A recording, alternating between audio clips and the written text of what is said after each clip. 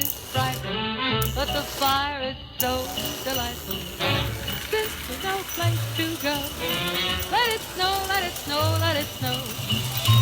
It doesn't show signs of stopping, and I brought some corn for popping. The lights are turned way down low. Let it snow, let it snow, let it snow. When we finally kiss. There's an old curiosity shop. Every once in a while I go by there for the fond recollections that lie there in that old curiosity shop. Well, good afternoon, everyone. I'm Scott from the Old Curiosity Shop, and I am giving you a very rare peek at just how disheveled this place can be.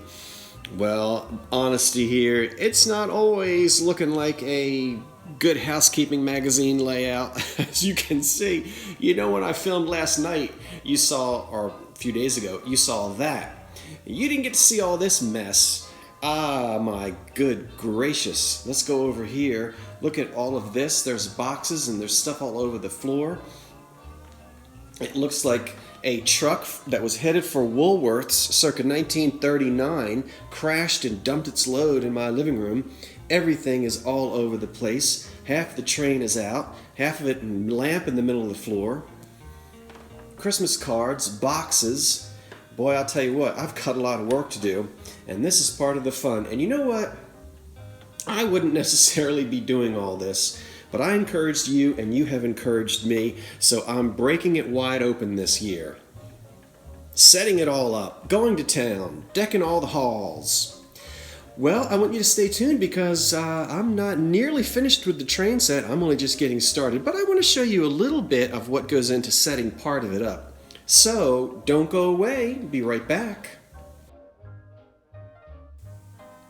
Okay, this was the scene last night or yesterday afternoon when I began setting everything up, getting the old suitcases down, filled with the train parts. And sitting here on the floor like this, I just feel the presence of my dad and my grandfather.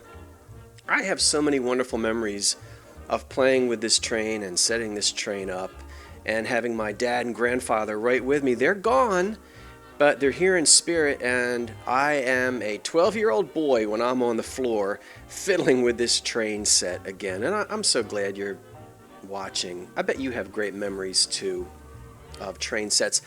Now, here are some of the O-gauge track pieces you see, and each piece of track, you've got to put these little pins in there. Sometimes they get stuck in there, jammed up in there, and you got to get a pair of pliers and fish them out again. But that's what I'm doing now, putting the pins in each piece of track. Now this is one of the two switches. They were brand new in the early 50s when my grandfather bought them for my dad. And you can see here, I'm taking some needle nose pliers and yanking one out that got stuck in there. If these things get stored in a basement, they can rust. And what am I doing? I think I'm sticking in one of the fiber or plastic. Yeah, you have to have one non-conducting pin. I guess I'm going to show you here. So this enables your train to go from one track to the next. You can run two trains at once. You can handle this, operate it electronically or manually. So now I'm sticking these in with one of the insulated pins because there's an automatic derailing function that keeps the train. Back in the 1800s, trains were crashing and they would go off the rails oftentimes because switches on tracks had to be manually taken care of.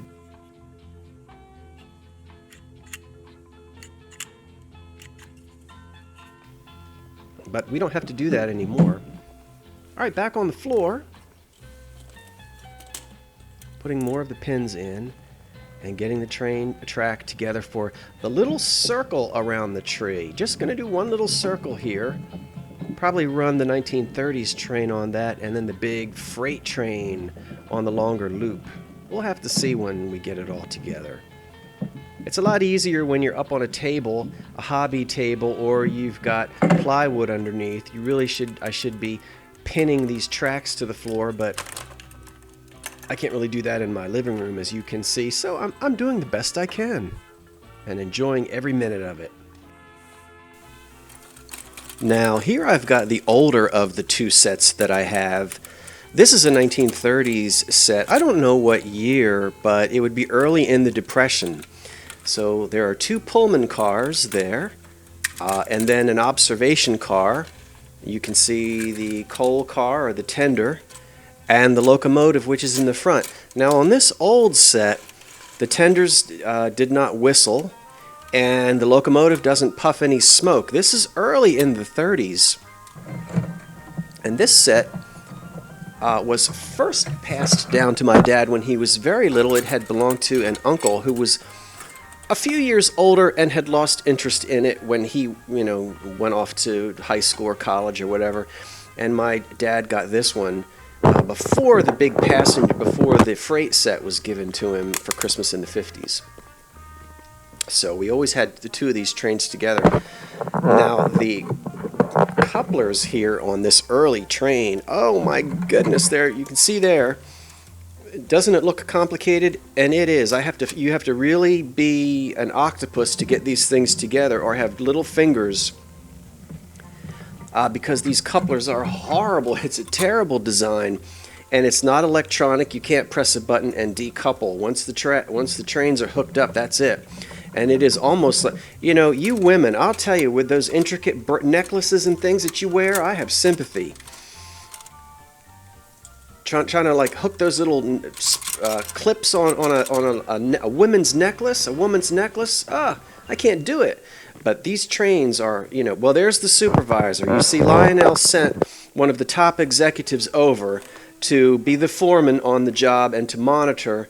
And so that's what's happening here, we can see. All right, I'm ready to plug this thing in. Shall we plug it in, Salem?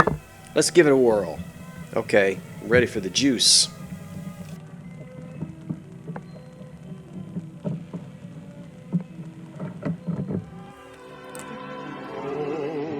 Have yourself a merry little Christmas.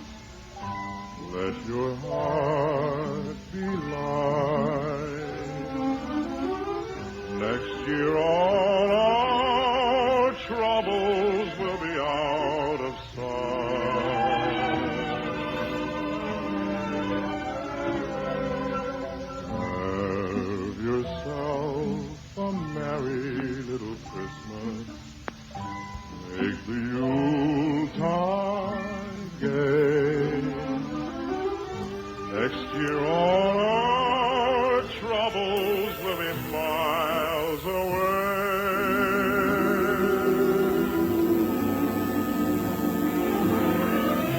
Once again, as in olden days, happy golden days of yore.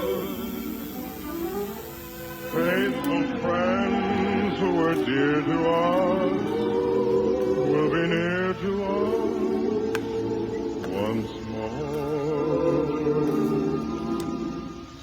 Someday soon we all will be together, if the fates allow. Until then, we'll have to muddle through somehow.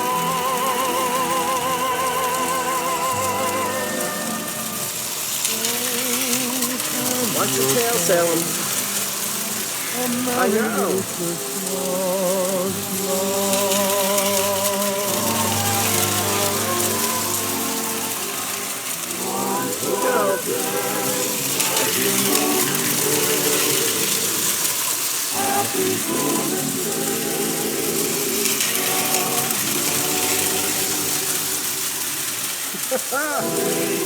It's 1931 all over again.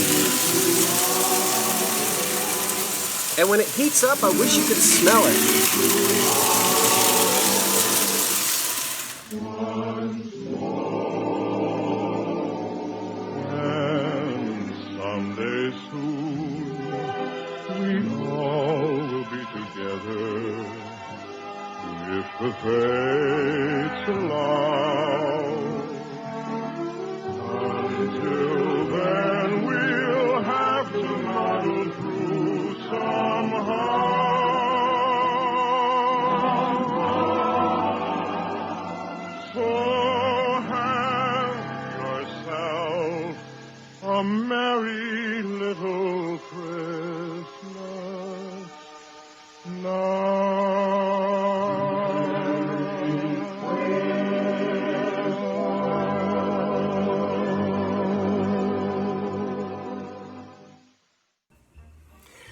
Okay, what you see here is a wonderful automatic toy, automatic piece of scenery, and I think this might have been the first automated piece of scenery that Lionel produced. I'm not sure about that. I'm not any Lionel expert or anything such as that.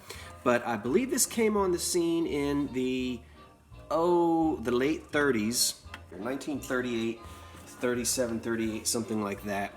And they continue to make these today. Now, the older ones, this is all metal here. The beauty of this is the simplicity of the action. Now, what will happen is, there's a couple different ways you can hook this guy up. And I'm going to do it the temperamental way because I just enjoy getting frustrated. This is a pressure switch. This is actually going to sit underneath of the track. And it's spring-loaded. There's a little spring right here. And let me get it to where you can see it. When the weight of the locomotive drives over the track, it just gently presses down on this, which completes the electrical contact. And so the circuit is complete, and we get 7 or 8 volts are going to shoot through this thing if we don't have it wired backwards. And what should happen, if all goes well, he's been on the job since before the Second World War. This little man is the door is going to fly open. He's going to pop out of there, wave his lantern at us, see him, and then he jumps back inside. All right, that's what's going to happen, we think, if I don't wire it the wrong way. Okay, this has come apart. Let's see, this is one of my new old stock lockdowns that I just got a few weeks ago because the reproductions are horrible, horrible, horrible, horrible. It's not good quality steel, metal, and they just don't work. So if my memory serves me correctly, we want to connect to this terminal right here. Now we may have to adjust this spring. Let me, ouch, I'm starting to get too old for this. On the floor on my back. Let's get Dorothy and the Wizard of Oz out of the way. Okay, she's out of the way. You like the sound effects? It's a highly technical show here. Well, being a Christian woman, I can't say it. Oh dear. What we want to do is get our lockdown onto the track. Okay, now this is the juice that's going to come from the transformer. Okay, so we need to get that on there. This is just a temporary placement to make sure this guy is working right. All right, now before I place this under the track, let's just see if he's going to do his job. Okay, are you ready? This is the moment of excitement. Let's move in here a little bit. And I'm going to flip on the power now. Okay, that was not supposed to happen. So what I've done, I see what I've done. Okay, I had him wired so that the circuit is complete and he will just, hang out when he's not supposed to. What I need to do is, see, this was touching that terminal. That's no good. Wait a minute, let's do it. Let's do it this way.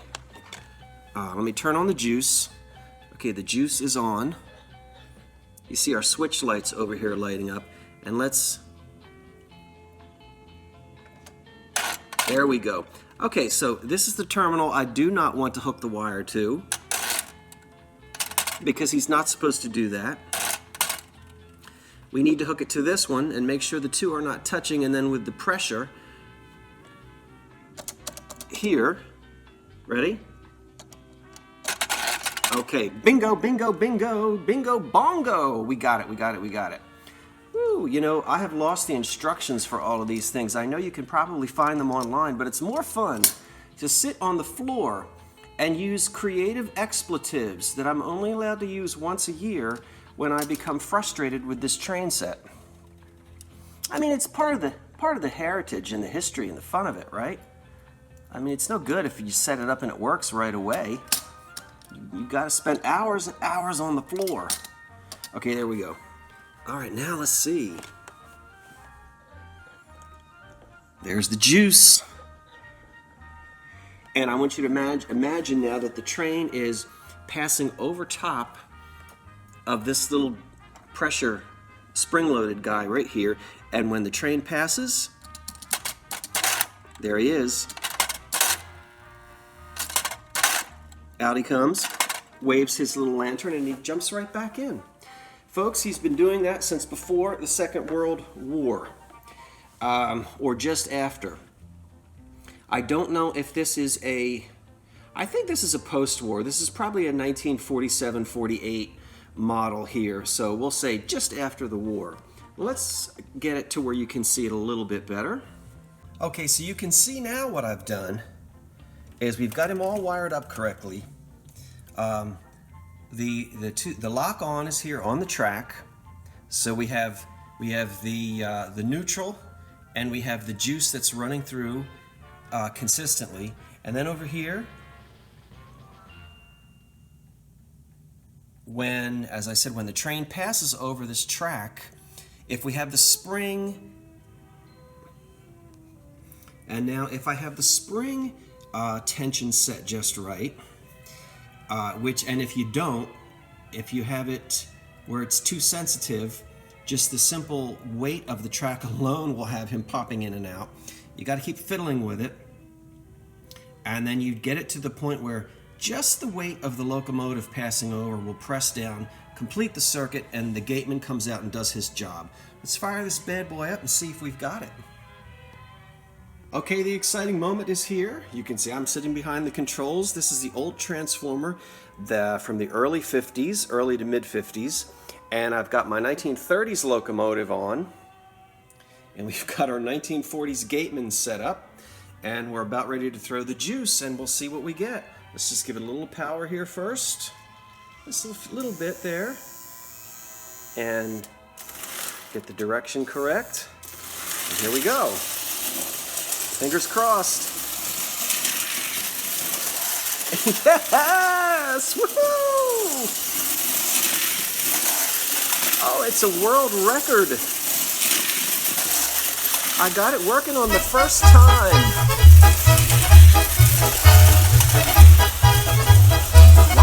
Watch.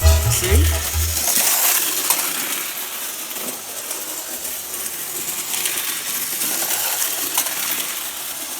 I love it.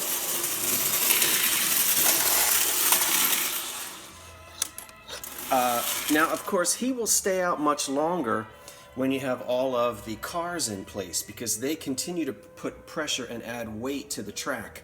So he's popping in and out quickly because we only have a completed circuit while the heaviness of the locomotive is there on that track. So you figured, you didn't need me to tell you that.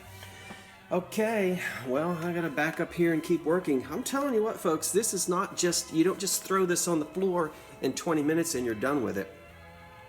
It takes time, and as you can see, it's like a toy shop blew up in here, and this is nothing, my friends. I am really not even able to unpack everything, because when we had this set up when I was a boy, we set it up and we had a huge layout.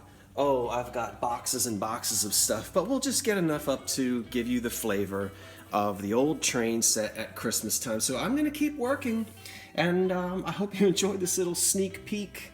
Okay, everyone, have yourselves a great afternoon. I'll be back again. I'm Scott from the Old Curiosity Shop. Thanks for watching, and so long for now.